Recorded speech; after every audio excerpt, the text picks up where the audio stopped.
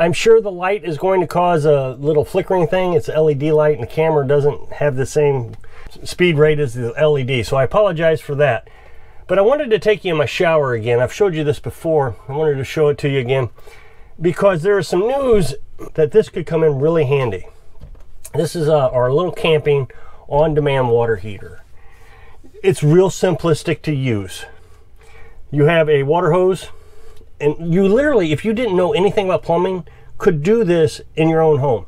You just run a water hose from your water spigot outside into the water heater. It has a shower hose and a propane tank. You can get these little propane tanks from Dollar General. You turn on the water, it kicks on, and you got hot water. I know you can't see hot water, but it is hot.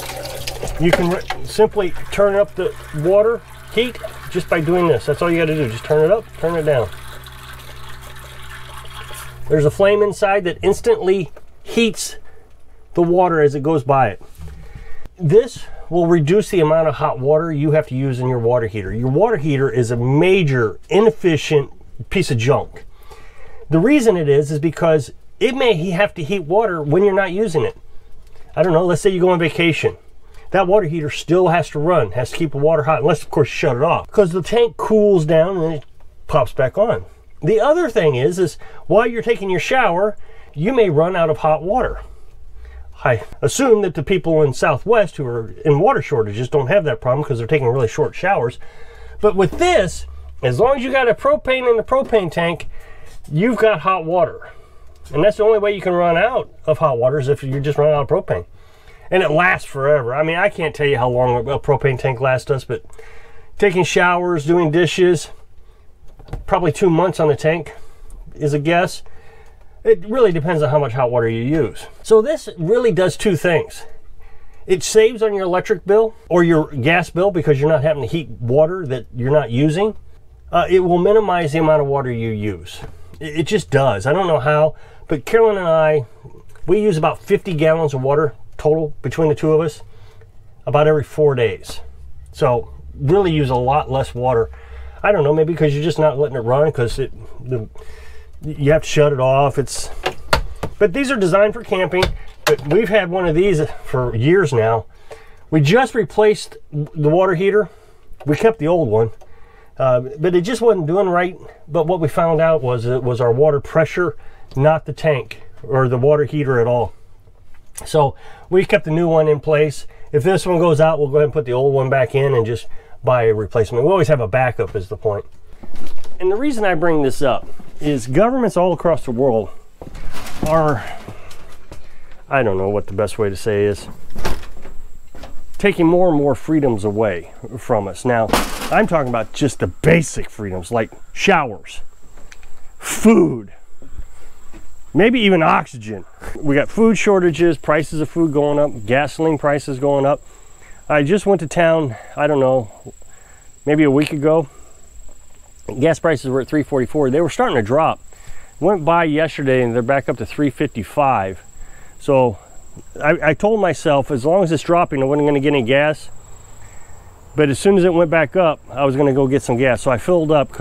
Of course, it's 11 cents more expensive than it was last time, but I didn't want it to get it back up to $4. So we got gas prices.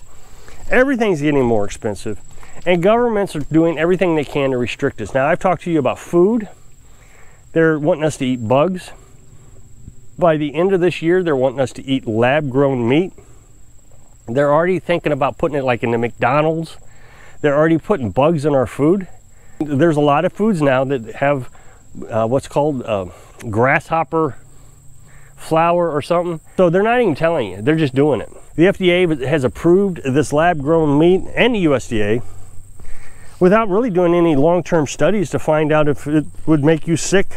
Of course, they're just approving the salmonella and listeria and all those 7 deadly bugs aren't in the meat. But what about the chemicals used to make the meat, this lab-grown meat?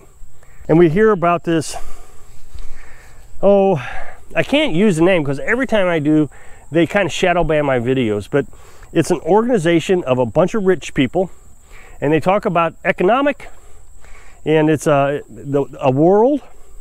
I'm trying to put the words together so you know what I'm talking about. And then it's forum. And then what they do is they get together, a bunch of elitists, and they even call themselves elitists. And they even say that they're smarter than we are. And that the elitists are going to have to tell us what to do because we're just too stupid to do it. They know what's best. They've even said that they are going to put, within the next decade, chips, computer chips, in your children's brain. So they can just think thoughts, and that stuff goes right in the internet, and the internet goes right into them. So they're going to turn our children into little robots. We don't have a choice in this. It's not like we can vote them out. They're just going to do it. And I just made a video well, actually I made about 3 videos not too long ago where I was talking about how California is running out of water, Lake Mead, Lake Powell. And so their big genius plan is they're going to make us pay for this huge pipeline to go from Louisiana all the way to California or Lake Mead so they can have water because they want water from the Mississippi River. So of course we got to pay for that.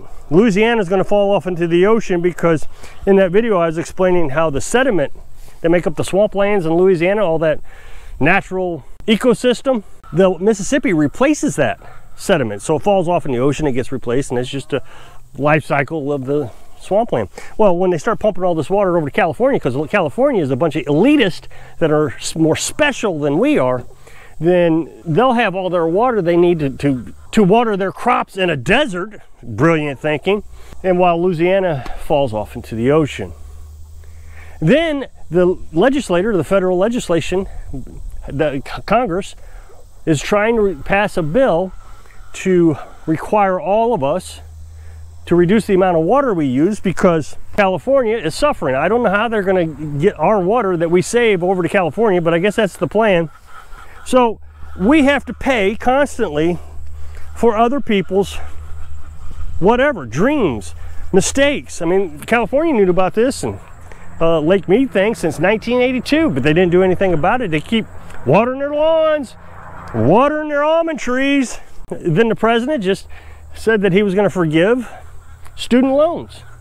Now I think this is just genius, isn't it? This is just genius.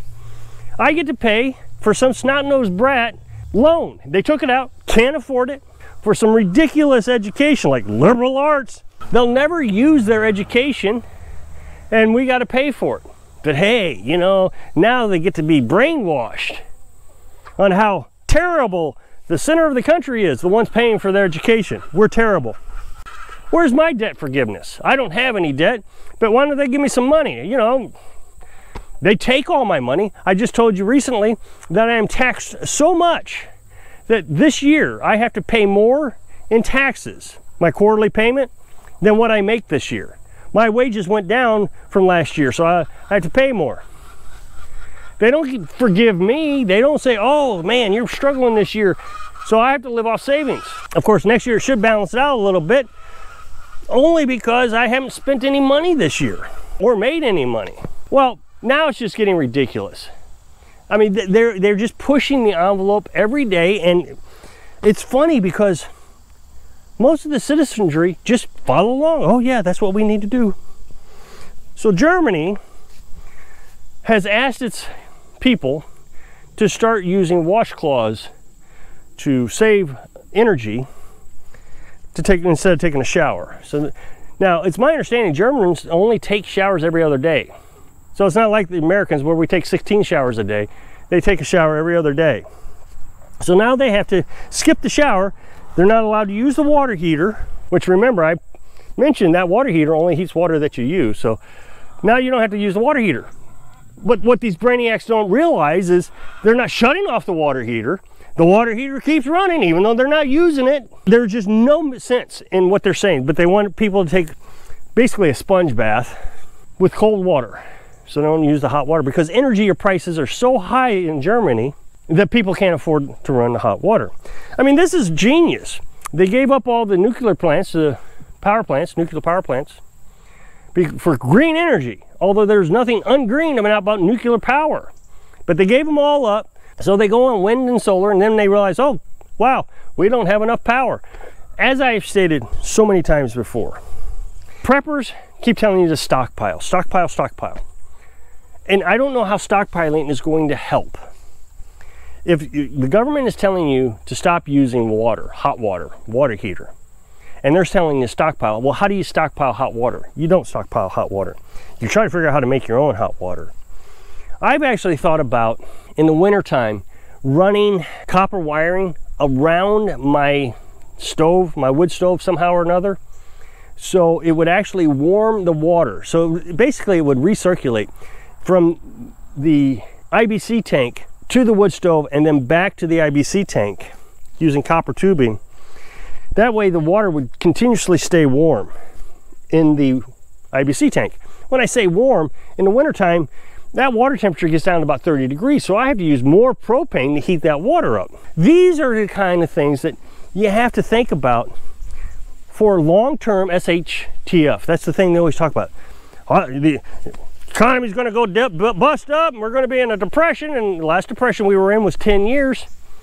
They do not have a solution for a 10-year depression. The only way you can sustain this is being self-sustaining. We can start up a wood fire, put our water on the wood fire, and yes, we still have to take a sponge bath, I suppose, but at least it would be hot water. Everything we do here is free. We get free firewood. People give it away around here for free all over the place. They put it on Marketplace, Facebook Marketplace. I have an app called Free Stuff. Facebook sends that app a message. I get a notification, free firewood, come and get it.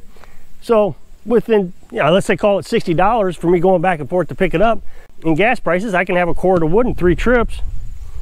So $60 and I got a year's worth of wood or heat or hot water. So these are the things, so that is called self-sustaining. But stockpiling isn't going to get you through the things they're talking about. So I'm going to put a product list right here on the screen. If you touch the screen, it should pop right up. You hit that product list, you'll see that water heater, and you could buy it. It's from Google. You'll buy it from Google or someplace like that. I don't make anything but like 3 cents when you click it. That's about it. So if you click it, I appreciate it. And if you are interested in getting that water heater, I really think that you could hook it up over your shower. That way you don't have to run your water heater. You can hook it up over another one over your sink. You can get 2. Run 2 garden hoses to them, and you'd have pretty cheap water. So I hope I can inspire you to really consider self-sufficiency so you can live your dreams. Thanks for watching.